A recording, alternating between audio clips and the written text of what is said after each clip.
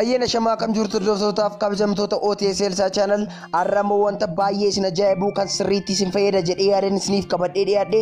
Egaan arra wanti isiniif qabadhee dhiyaadhe bilbila isin jalaa bade tokko kan hatuun isin jalaa hattee achi buutee isa dhabdan tokko akkaataa itti barbaaddatanii hordoftanii deebistanii argachuu dandeessan isinitti agarsiisa.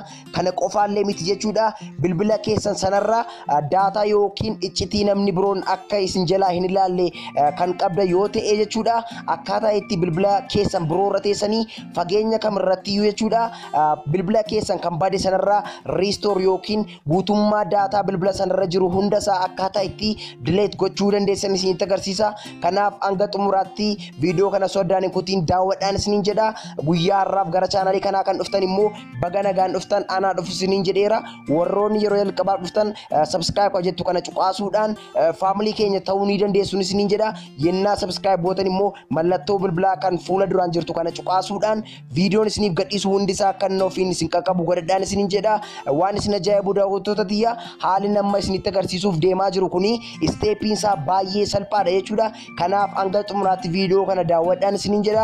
Warroonni yeroo jalqabaaf gara chaanalii koo dhuftan immoo viidiyoo hedduu kan barumsa qabu baay'ee isiniif gadhiisee waan hin jiruuf chaanalii koo keessa seenuudhaan viidiyoolee teekinooloojii wal qabatan waan hedduu ni argattu waan ta'eef gala daawwadhaan isiniin jedha. Amma gara barnoota har'aatti Oke ni daawwattoota tiyya bilbila isin jalaa bade tokko deebistanii argachuudhaaf karaalee lama ni dandeessu jechuudha. Karaalee isin dandeessan immoo karaa Google ni dandeessu.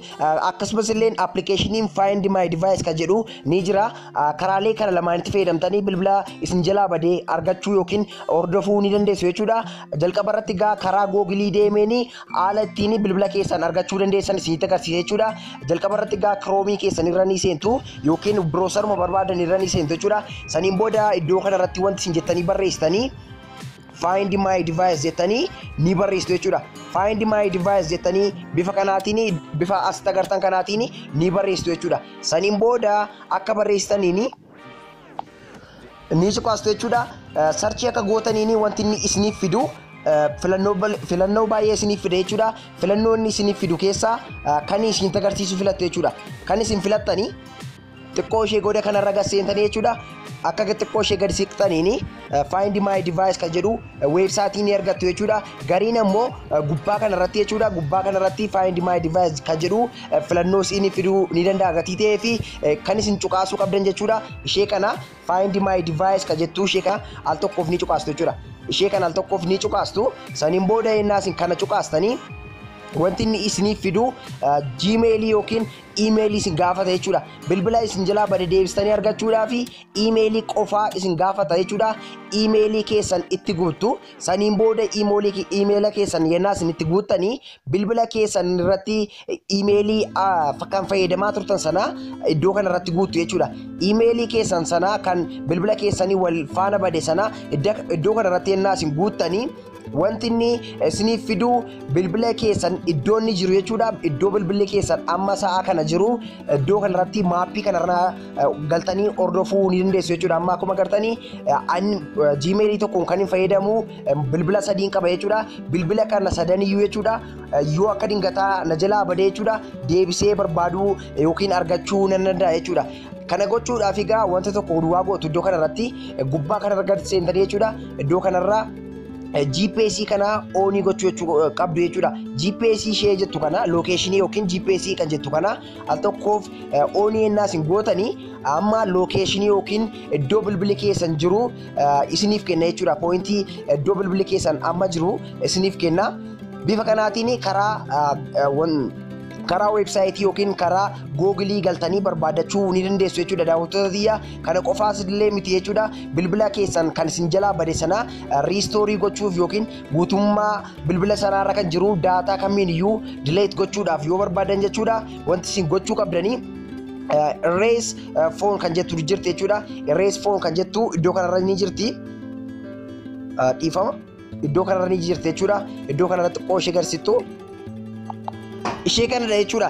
Erase device kan jettu ishee kana cuqaastu jechuudha. Erase device kana yennaa isin cuqaastanii formatii isiniif godha jechuudha. Bilbila sana fageenya kamirra iyyuu teessanii bilbila keessan kan bade sana formatii gochuu ni dandeessu jechuudha. Daawwattoota iddoo kanarratti erase device kan jettu kana ishee kana cuqaastu.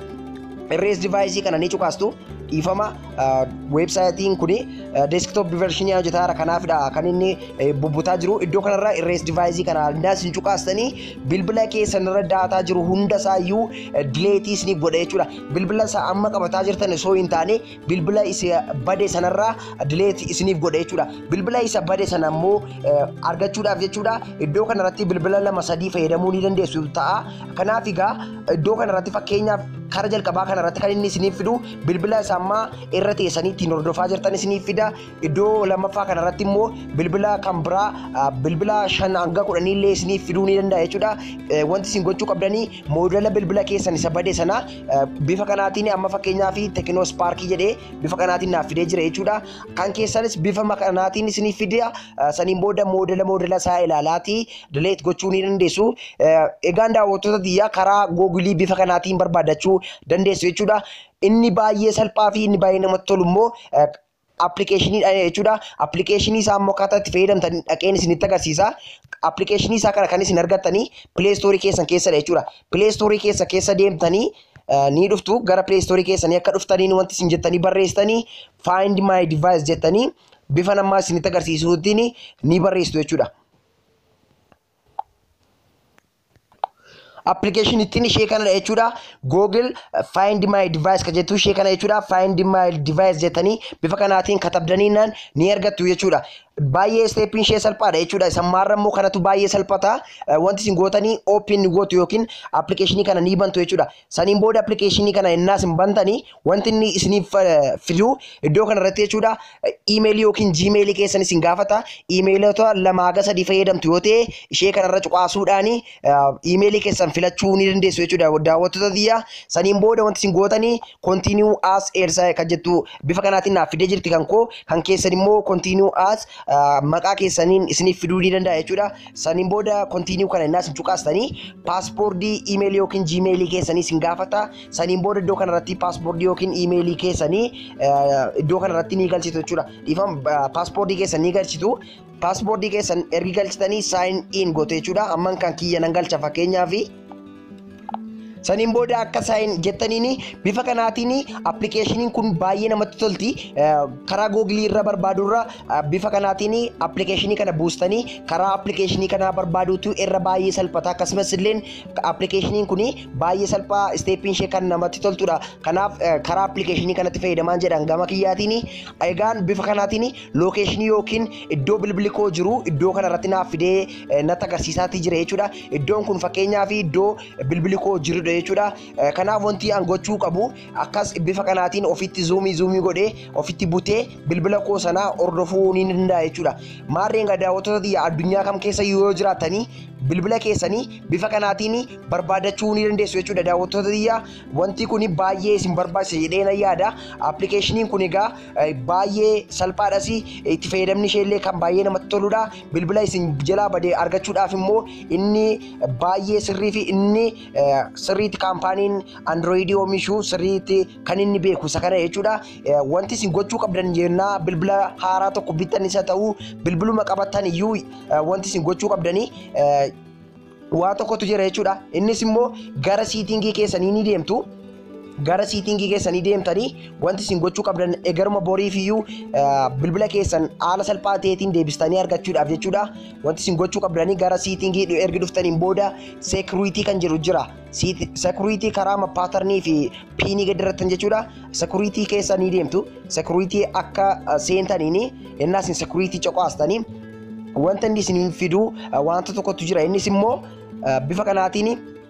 bifa kanaatiin erginni isiniif fide iddoo kanarratti jechuudha device administrator kan jettu ishee kana jechuudha bilbilli kana dhabee hin jiru daawwattoota biyya bilbilli hunda keessaniitu qaba gatii ta'eef siitingii kanatti fayyadamuu qabdu jechuudha applicationii akka ittiin bilbila keessan hordoftan yoo qabaattan illee dhiifama yoo qabaattan illee iddoo kanarratti isiniif gattarreessa garuu wanti isin oonii gochuu qabdan jechuudha find my device kan jettu kana kan keessanii raayitii kan fakkaatu kun irraa deactive taatee dhufuu ni malti kanaaf wanti isin gochuu qabdanii active gochuu qabdu jechuudha mallattoo raayitii kan fakkaatu ishee qaasuudhaan jechuudha daawwattoota biyya egaan applicationii installii sababa inni ta'eeruuf jechuudha kan inni kana naaf fide sumulaawwan jalqabuma manufacturer yookiin device kana wajjin kan dhufu find my device kan jedhu kuni sirmaa itti fe'amee jira jechuudha. Garuu application isaa karaa bakkee bahuu dhiisuu ni malata. Gariin ammoo silkiin tokko kan bakkeetti illee application isaa illee baasu illee ni jira jechuudha daawwattoota biyya akka amala bilbilaati jechuudha daawwattoota biyya. Kanaaf egaa daawwattoota biyyaa wanti isin gochuu qabdanii bifa kanaatti fayyadamtanii bilbila isin jalaa badee hordofachuu ni dandeessu jechuudha daawwattoota biyyaa. Iddoo kanarratti immoo akkuma silaa isinitti agarsiisee karaa Google isinitti agarsiiseetiin jiru ture security keessan illee kana qofaa miti security keessan illee bilbilli sun akka inni qollofamu irratti cufamu gochuudhaaf iddoo kanarratti security keessan galchuu ni dandeessu jechuudha daawwattoota biyyaa. Lakkoofsa bilbilaa fi iddoo kanarratti immoo lock screen message kan jettu kan fayyadamtanii security itti gochuu ni dandeessu jechuudha daawwattoota biyya. Race device kan jettu ishee kanatti cuqaasuu ni dandeessu jechuudha daawwattoota biyya. Ishee kanarra dhuma kanarra jirti race device kan jettu kana cuqaasuudhaani bilbila sana restore gochuu ni dandeessu jechuudha daawwattoota biyya. Bifa kanaatiin egaa bilbila badee tokko deebistanii argachuu yookiin hordofuu akkasumas illee faayila yookiin daataa namoonni biroon akka isin jalaa irraa hin ilaalle barbaada yoo jiraate bifa kanaatiin restore irraa gochuu ni dandeessu jechuudha daawwattoota biyya. Applicationin kuni yookiin meetidii nama isinitti agarsiisaa jiru kuni guutummaa addunyaa keessattidha kan inni hojjetu. Kanaaf egaa daawwattoota biyya bifa kanaatiin fayyadamtanii bifa amma agartan kanaatiin jechuudha addunyaa kam keessa yoo jiraattanii bilbila isin jalaa badee tokko hordofachuu ni dandeessu. Amma akkuma agartanii guutummaa addunyaa kaartaa biyya addunyaa kana of keessaa qabdu jechuudha. Isheen poointiin amma asitti agartan kuni isheen kun jechuudha. Isheen kun lafa bilbilli koo jirudha kan isheen mul'istu jechuudha. Kan isin ittiin bilbila keessan barbaadanii poointii ishee mallattoo bifa kanaa fakkaatu ishee kana hordoftu jechuudha. Ishee kana hordoftu saniin booda bilbila keessan argachuu ni dandeessu jechuudha. Wanti kun akka inni isin fayyadu yookiin akka inni isin gargaaru immoo abdii nan qaba. Viidiyoo kanallee namoota biroof illee share like gochuudhaan na deeggaraan isiniin jedha. Barumsa kana caalaa bareedu kan baay'ee isinitti tola jedhee yaaduun immoo deebinee hanga garuutti nagaan naaf tura. Isinin jaalladha, isinin kabaja. Goodbye.